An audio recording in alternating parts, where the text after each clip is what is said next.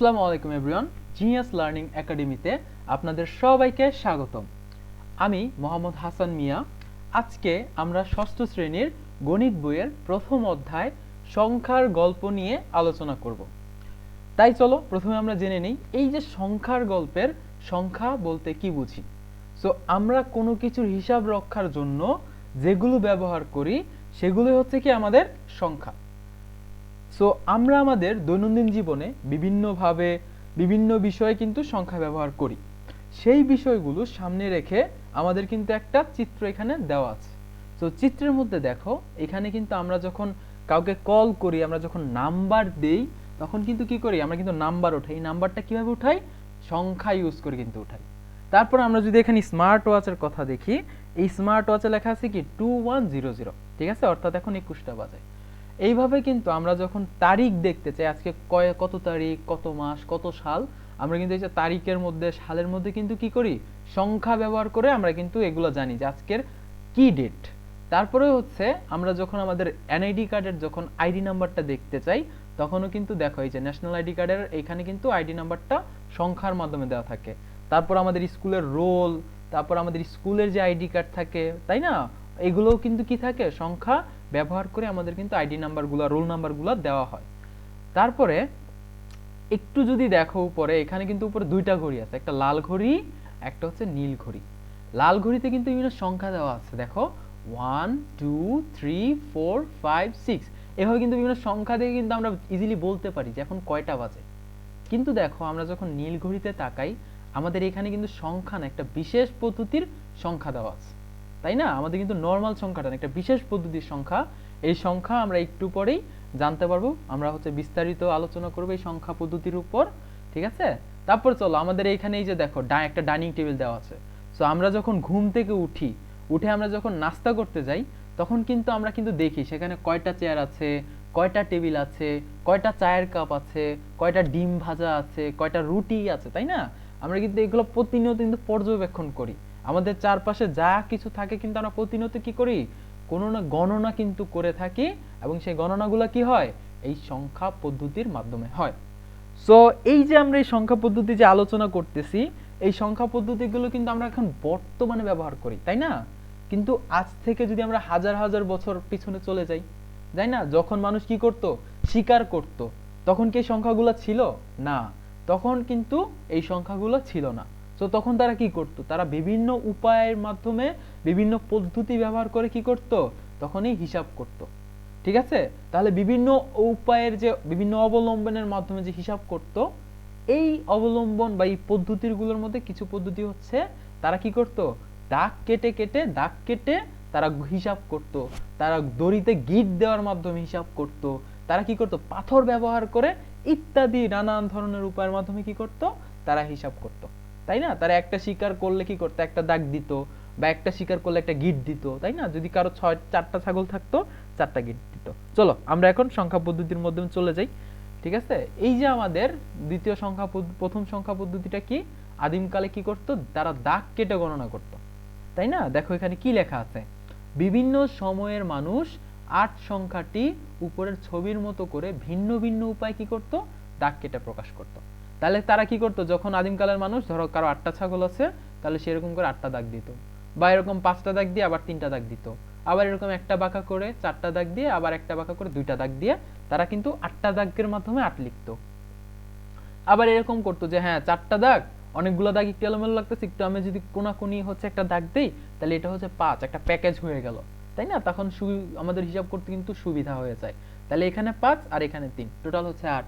বা এখানে যে দেখো আমরা 4টা দাগ দিয়ে মাঝে একটা দাগ দিয়ে বলবো এই টোটাল প্যাকেজটা হচ্ছে, যে টোটাল বন্ডিংটা, একত্র লাঠিটা হচ্ছে কি আমাদের 5, আর এই 3 হচ্ছে 8। আবার একজন বলল যে না, আমি হচ্ছে কি করব, উপরে একটা দাগ দিব, নিচে আরো 3টা দাগ দিব, দিয়ে হচ্ছে আমি এটাকে বলবো 8, এটা আমার পছন্দ, ঠিক আছে। তাহলে এইভাবে কিন্তু আমরা কি করতে পারি, বিভিন্ন উপায়ে আমরা বলতে পারি হ্যাঁ এটা 8, আমরা কিন্তু এইভাবে বিভিন্ন উপায়ের মাধ্যমে 8 প্রকাশ করতে পারি। তাহলে এই যে দেখো, এখন 8 সংখ্যাটি প্রকাশ করার এরকম আরো কোনো উপায় কি তোমরা বলতে পারবে? আর কোনো উপায় কি তোমরা বলতে পারবে? চলো তো দেখি। এখন দেখো আমি একটা উপায় কি বের করলাম, যে আমি এরকম মাঝে একটা দাগ দিব, এরকম হচ্ছে আরো 3টা মাঝে মাঝে দাগ দিয়ে বলবো যে এটা 8, এটা একটা উপায়। তারপর আমরা যখন যাব যে এখানে উপর একটা দাগ দিব, নিচে 4টা দাগ দিবে, এটা হচ্ছে 5 আর এটা হচ্ছে 3, তাহলে 5 আর 3 কত হবে 8। এটাও কিন্তু একটা উপায়ের মাধ্যমে আমি কিন্তু আদিমকালে থাকলে এইভাবে আমি 8 লিখতাম, ঠিক আছে। তাহলে তোমরা আদিমকালে থাকলে কিভাবে 8 লিখতা, সো এভাবে প্র্যাকটিস করে ফেলো অলরেডি, ঠিক আছে। চলো আমরা এর পরেরটা চলে যাই। এরপরে মানুষ যখন আদিমকাল থেকে একটু উন্নত হলো তখন তারা কি করলো, দাগ কেটে তখন তারা দড়ির গিট দিয়ে গণনা শুরু করলো। তাহলে দেখো একটু যারা যখন উন্নত হলো তখন কি করলো, এই যে ইনকা সভ্যতার লোকেরা প্রথম মানুষেরা কি করলো, দড়ির গিট দিয়ে সংখ্যা প্রকাশ করতে শুরু করলো। কিরকম ভাবে দড়ির গিট দিতে লাগলো দেখো তো, তারা বিভিন্ন গিটের নাম দিল। যেমন এই প্রথম দেখো এই গিটটা নর্মাল যে আমরা গিট দেই, এটাকে বললো ওভারহ্যান্ড নট। নট মানে নটের বাংলা অর্থ হচ্ছে গিট, ঠিক আছে, আমরা যে দড়িতে গিট দেই সেই গিট। তারপরে দেখো এরকম 8-এর মতো দেখতে যে গিটটা, এটার নাম দেওয়া হলো কি ফিগার অফ 8 নট। তারপরে এই যে দেখো এখানে একটা লম্বা করে একটা কি করা আছে, একটা পেঁচিয়ে পেঁচিয়ে কি করা আছে, একটা গিট বা একটা নট দেওয়া আছে। এই নটের মধ্যে দেখো 7টা কিন্তু পেঁচানোর রশি আছে, হ্যাঁ 7 বার পেঁচিয়েছে, 1 2 3 4 5 6 7। তাহলে 7 বার পেঁচিয়ে তারা কি করলো, নং নট নাম দিয়ে দিল, যে হ্যাঁ এই যে পেঁচানোর পদ্ধতি এটা হচ্ছে কি লং নট। তাহলে দেখো যখন 2টা আমাদের ওভারহ্যান্ড নট দিল তখন হচ্ছে এটাকে 2s, যখন 4টা ওভারহ্যান্ড নট দিল এটাকে আমরা বললাম 4s, যখন 6টা ওভারহ্যান্ড নট দিল তখন বললাম 6s, আবার যখন একটা আমরা ফিগার অফ 8 নট দিলাম তখন বললাম এটা কি 1e, ঠিক আছে, বুঝতে পারলাম। তাহলে দেখো এইভাবে লিখলাম 2 4 6 1। তাহলে প্রথম দুইটা গিট ছিল কি ওভারহ্যান্ড নটের, এখানে 4s, 4টা গিট ছিল ওভারহ্যান্ড নটের, এখানে 4s, তাই না, 2s ছিল প্রথমে, তারপর 4s, তারপর 6টা গিটের জন্য 6s যেহেতু ওভারহ্যান্ড নট ছিল, এন্ড একটা ছিল কি ফিগার অফ 8 নট, দেন এটাকে আমরা শুধুই বা 1ই লিখতে পারি, ঠিক আছে।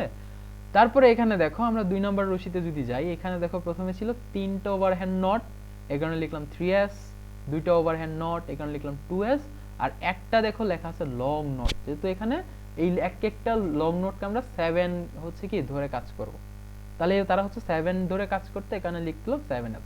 তাহলে এইভাবে কিন্তু তারা দড়ির গিট ব্যবহার করে তারা কিন্তু কি করতো, তাদের হিসাব বা গণনার কাজটা কিন্তু তারা চালাতো, ঠিক আছে।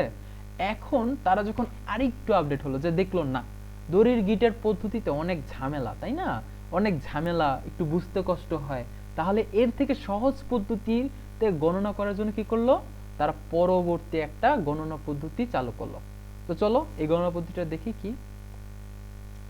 আচ্ছা, ওটা দেখার আগে আমাদের কিন্তু আরো কিছু নট আছে, যেমন overhand knot, figure of 8 knot, long knot, এছাড়াও আছে কি ডায়মন্ড নট, গোল্ডেন নট, এরকম আরো কিন্তু অনেক নট কিন্তু সেখানে ব্যবহার হতো। তাহলে চলো পরবর্তী যে আমাদের যে সংখ্যার মাধ্যমটা ছিল সেটা হচ্ছে গণনার মাধ্যমটা ছিল ট্যালির মাধ্যমে গণনা, ঠিক আছে। সো ট্যালির মাধ্যমে গণনা কি করতে, এটা আমরা অলরেডি ক্লাস 5-এ পড়ে আসছি, যে একটা দাগের জন্য 1, 2টা দাগের জন্য 2, 3টা দাগের জন্য 3, 4টা দাগের জন্য 4, আর 4টা দাগ দিয়ে যদি কোনাকুনি দেয় এটাকে বলা হতো 5। আবার এরকম 4টা দাগ দিয়ে আমরা যদি কোনাকুনি দিয়ে এরকম ডানে একটা দিতাম তাহলে তো 6। এই যে 5টা দাগ এটাকে আমরা যদি একটা প্যাকেজ বলি, তাই না, বা একটা প্যাকেট, যে প্যাকেটের ভিতর 5টা লাঠি পাওয়া যাবে, বা এইরকম দেখলে কি হবে, এটাকে আমরা এখানে 5টা লাঠি ধরবো, তাই না, তাহলে আমাদের জন্য হিসাব কিন্তু খুব সহজ হয়ে যায়। তাহলে দেখো এই যে 5টা লাঠি আর একটা লাঠি কত হবে 6, তারপরে এই যে 5টা দাগ আর 2টা দাগ 7, তারপর 5টা দাগ 3টা দাগ 8, তারপর 4টা দাগ 9। যখন 4টার মধ্যে 5 নাম্বারটা দেওয়া হলো তখন তারা কোনাকুনি দেওয়া শুরু করলো। তাহলে এই যে দেখো এখানে 5 আর এখানে 5 কত হবে টোটাল, দেখো 10 হচ্ছে। বুঝতে পারলাম আমরা ট্যালিটা। তাহলে দেখো তো এখানে কয়টা ট্যালির দাগ, কয়টা হচ্ছে এরকম প্যাকেজ বা দাগ কাটা আছে, দেখো এখানে 5টা, এখানে 5টা, তাই না, তাহলে 5 আর 5 হবে 10, আরো একটা প্যাকেজ 15, আরো একটা প্যাকেজ 20, আরো একটা প্যাকেজ 25, ঠিক আছে। এইভাবে তারা 25টা দাগ দিল। চলো তো দেখি অ্যান্সারটা কি, ঠিক আছে, চলো একটু নিজে নিজে করি। দেখো এই যে এইটার অ্যান্সার হচ্ছে 25। তাহলে বলো তো এইটার যদি অ্যান্সার হয় 25, তাহলে 27 হতে আমাদের কি লাগবে, আর কয়টা দাগ লাগবে, আর লাগবে 2টা দাগ। তো আমরা এর পাশে যদি আরো 2টা দাগ দেই আমাদের হয়ে যাবে কি 27। তাহলে আমরা এর পাশে যদি 2টা দাগ দিই দেখো কিরকম দেখাচ্ছে, এই যে আমাদের এরকম 25 আর 2টা দাগে হচ্ছে 27। বুঝতে পারলাম বিষয়টা। এরপরে চলো আমরা হচ্ছে ঘড়ির সময় দেখি, ঠিক আছে, ওইটা ছিল ট্যালির, এটা চলো আমরা এখন ঘড়ির সময় দেখবো। সো ঘড়িতে আমরা কিন্তু প্রথমে দেখেছি যে বিশেষ এক ধরনের পদ্ধতির সংখ্যার মাধ্যমে কিন্তু ঘড়িতে আমাদের কি করা আছে, আমরা সময় কিন্তু জেনে থাকি। এই বিশেষ পদ্ধতিতে যে সংখ্যার যে পদ্ধতির যে গণনার মাধ্যম, এই সংখ্যা পদ্ধতিটাকে বলা হয় রোমান সংখ্যা, ঠিক আছে। এই সংখ্যাটাকে বলা হয় কি রোমান সংখ্যা বলা হয়। তাহলে কোন ঘড়িতে কত সময় আছে এটা আমরা জানার জন্য আগে একটু রোমান সংখ্যা জানতে হবে। যেমন দেখো ঘড়িতে 1 লেখা ছিল, আর কিন্তু এখানে লেখা আছে কি একটাই। যখন 2 লেখা ছিল এখানে লেখা আছে দুইটাই, 3 লেখার জায়গায় এখানে আছে তিনটাই, 4 লেখার এখানে জায়গা আছে আই বামে, তারপর ভি, তারপর 5 লেখার জায়গায় আছে ভি ভি, তারপর 6 লেখার জায়গায় আছে বি দিয়ে ডানে। ঠিক আছে, এইভাবে কিন্তু লেখা আছে। তাহলে এইভাবে কিন্তু রোমান সংখ্যাটা আবিষ্কার হয়। চলো চলো কি দেখি আমরা কিভাবে রোমান সংখ্যাটা আবিষ্কার হয়। রোমান সংখ্যা, রোমানরা যখন সংখ্যা পদ্ধতি আবিষ্কারের প্রয়োজন হলো, তো তারা কি করলো, তারা চিন্তা করলো কিভাবে রোমান সংখ্যা তৈরি করা যায়। তখন তারা ইংরেজির ক্যাপিটাল লেটারের বর্ণগুলোকে বিভিন্ন মান দিয়ে তারা রোমান সংখ্যা পদ্ধতি আবিষ্কার করলো। কিরকম দেখো তো, তারা আই এর মান ধরলো 1, বি এর মান ধরলো 5, এক্স এর মান ধরলো 10, এল এর মান ধরলো 50, আর সি এর মান ধরলো 100। এইভাবে কিন্তু তারা কি করলো, বিভিন্ন ইংরেজি বর্ণের ক্যাপিটাল লেটারগুলোকে এক একটা মান দিয়ে একটা সংখ্যা পদ্ধতি আবিষ্কার করে ফেললো। তাহলে চলো ঘড়িতে কিভাবে লেখা আছে, 1 এর জায়গায় কয়টাই লেখা ছিল, একটা, 2 এর জায়গায় 2টা, 3 এর জায়গায় 3টা, 4 এর জায়গায় আই দিয়ে ভি ছিল, 5 এর জায়গায় আবার কি ছিল, একটা ভি 5, 6 এর জায়গায় ছিল ভি আই, তারপর 7 এর জায়গায় ছিল কি, 7 এর জায়গায় ছিল ভি দিয়ে 2টা আই, 8 এর জায়গায় ছিল ভি দিয়ে 3টা আই, 9 এর মধ্যে কি ছিল আই এক্স। ঠিক আছে, 10 এর মধ্যে কি ছিল এক্স, 11 এর মধ্যে কি ছিল এক্স এর ডানে আই, আর হচ্ছে 12 তে ছিল এক্স এর ডানে দুইটাই। একটু যদি খেয়াল করো, আমাদের আই ছিল 3টা, এই জন্য 3, তাহলে 4 এর জন্য কি 4টাই লিখলে হইতো না, তাই না? কিন্তু না, তারা হচ্ছে একটা নিয়ম করে দিল যে আমরা যখন এই যে আই হচ্ছে 1, ভি হচ্ছে 5, সো একটা সংখ্যা থেকে যখন আরেকটা সংখ্যায় যাব, আমরা কি করব, বামে একটা আই দিব। এই বামে একটা আই দেওয়া মানে এক করে কমবে। ঠিক আছে, সো বামে আই থাকলে এক কমবে। তাহলে এটা হচ্ছে কি, ভি হচ্ছে 5, যেহেতু বামে একটা আই আছে তাহলে এক কমে হবে 5 থেকে এক কমে গেলে হবে 4। কিন্তু ভি এর যদি আবার এই ডানে আই থাকে তাহলে আবার এক বাড়বে। ঠিক আছে, সো 5 আর 1 যোগ করে হবে 6। এরকম করে ডানে যেহেতু 2টা আই আছে তাহলে 5 আর 2 7, 5 এর বামে 3টা আই আছে তাহলে 5 আর 3 8। কিন্তু এই x হচ্ছে 10, তাহলে কি হবে, যেহেতু 5 থেকে আবার 10 নতুন একটা সংখ্যা যাবে, তাহলে x এর বামে যদি একটা আই দেই তাহলে 10 থেকে এক কমে কত হবে, 9 হবে। সো এইভাবে কিন্তু তারা রোমানরা কি করলো, আমাদের রোমান সংখ্যা পদ্ধতি আবিষ্কার করে ফেললো। তাহলে দেখো 11 জন্য কি করেছে, 11 জন্য x এর এই যে ডানে একটা আই দিয়েছে, 10 আর 1 11, এন্ড 10 আর 2 কি হচ্ছে 12। তাহলে চলো তো এবার দেখি, এবার বলো তো ঘড়ির সংখ্যা লেখার পদ্ধতি অনুসারে 13, 20, 67 সংখ্যাগুলো কিভাবে লেখা যাবে। আচ্ছা, যদি দেখো এখানে x আর 2টা আই দিয়ে আমাদের 12 লেখা যায়, তাহলে 13 লিখতে কি লাগবে, 13 লিখতে জাস্ট আমরা এটার বামে ডানে যদি আরেকটা আই যোগ করে দিই তাহলে 12 আর 1 হয়ে গেল কত, 13। খুব সহজ না? আচ্ছা, এরপরে দেখো 20, 20 লেখার জন্য যেহেতু 20 আমরা দেখব কি খুব সহজে কোনটার মাধ্যমে 20 লেখা যায়, x হচ্ছে 10, তাহলে দুইটা যদি x লিখি 10 আর 10 যোগ করলে কত হবে, 20 হয়ে যাবে। তাহলে এই যে 20 এর জন্য আমরা লিখলাম একটা x, দুইটা x। ঠিক আছে, যেহেতু x এর মান 10 করে। কিন্তু দেখো 67 কিন্তু একটা বড় সংখ্যা, এটা লিখতে গেলে কি কি লাগবে দেখো, 67 এরপরে সবচেয়ে 67 ছোট সবচেয়ে বড় সংখ্যা কি 50। তাহলে আমরা কি করব, আগে 67 লেখার জন্য আগে নিয়ে আসবো একটা l 50, তাহলে এরপরে দরকার কি 67, তাহলে 60 এ যেতে হবে। তাহলে 50 এর সাথে আমরা যদি x একটা নিই তাহলে 10 যোগ হয়ে 50 আর 10 60, একটা 5 যোগ হয়ে v নিব আমরা, তাহলে 60 আর 5 এ 65, আরো দুইটা দাগ নিলে হবে 65, আর দুইটা i এর জন্য 2, তাহলে টোটাল 65 আর 2 যোগ করলে কত হবে 67। তাহলে এইভাবে কিন্তু আমরা যেই কোনো রোমান সংখ্যার রোমান সংখ্যা বের করতে পারবো। ঠিক আছে, ওকে। এরপরে আমরা যদি এই যে প্রথমে চলে আসি ঘড়িতে সময় দেখি যে এটা একটা বিশেষ পদ্ধতির সংখ্যা, আমরা এই মাত্র জানতে পারলাম এটা হচ্ছে একটা রোমান সংখ্যা। ঠিক আছে, তো রোমান সংখ্যার মাধ্যমে চলো তো দেখি আমরা হচ্ছে কয়টা বাজে এখন। লাল যে বড় কাঁটাটা থাকে এটা হচ্ছে সেকেন্ডের কাঁটা, কালো যে এই মাঝারি কাঁটাটা থাকে এটা হচ্ছে মিনিটের কাঁটা, আর এই যে কালো যে ছোট কাঁটাটা আছে এটা হচ্ছে আমাদের কি ঘন্টার কাঁটা। তাহলে দেখো তো এই ঘন্টার কাঁটাটা কোথায় আছে, 6 এর মধ্যে আছে, তাই না? VI দিয়ে আমরা কি শিখেছি, রোমান সংখ্যা হচ্ছে VI দিয়ে 6 প্রকাশ করা হয়। তাহলে এই ঘন্টার কাঁটা আছে 6 এ, আর মিনিটের কাঁটা দেখো তো কোথায় আছে, এই যে দেখো আমরা এক একটা কিন্তু রোমান সংখ্যা ঘন্টার কাঁটার মধ্যে ব্যবহার করা হয়েছে, আর এই যে ছোট ছোট দাগ এগুলো কিন্তু মিনিট আর সেকেন্ডের জন্য ব্যবহার করা হয়। সো প্রতি 1 2 3 4 5 5 মিনিট পর পর এক একটা রোমান সংখ্যা কিন্তু দেওয়া আছে। তাহলে 5টা দাগের জন্য 5, তাহলে প্রথমে 5, তারপর 2 নম্বরে গেলে হবে 5 আর 5 10, আর এই যে দেখো এখানে 1, অর্থাৎ 1 নাম্বার ঘরে মিনিটের কাঁটাটা আছে, তাহলে এটা 11। ঠিক আছে, তাহলে ঘন্টা হচ্ছে 6, মিনিট হচ্ছে 11, আর সেকেন্ড দেখো কত আছে, যেহেতু এটা 10, তাই না, এটা 10, তাহলে 5 ঘর করে যদি আমরা আসি এখানে দেখবা 50 হবে। তাহলে 50 আর এখানে আরো 51 52, অর্থাৎ 2টা সেকেন্ডে এখানে হবে 52 সেকেন্ড। ঠিক আছে, তাহলে এইভাবে দেখো আমরা কিন্তু প্রথম ঘড়ির সময়টা কিন্তু জেনে নিলাম। কয়টা বাজে?